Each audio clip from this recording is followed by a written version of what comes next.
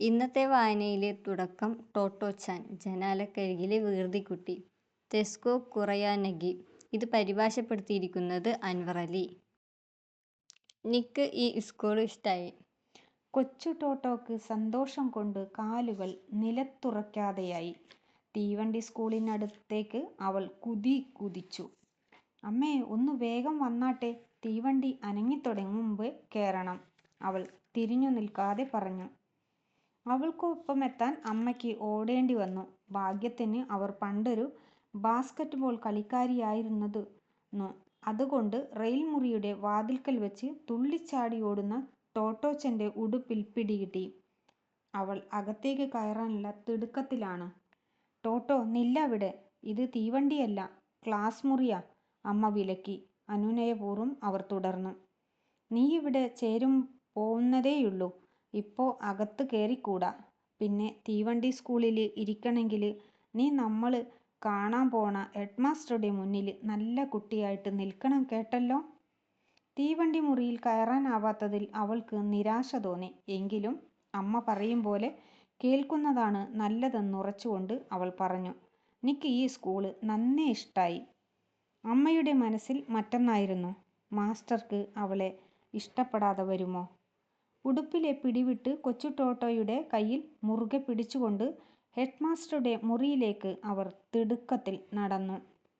ആദ്യത്തെ പിരീഡ് തുടങ്ങിക്കഴിഞ്ഞിരുന്നു.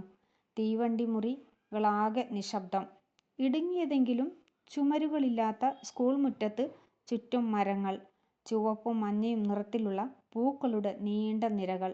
ഹെഡ്മാസ്റ്ററുടെ മുറി തീവണ്ടിയിലായിരുന്നില്ല.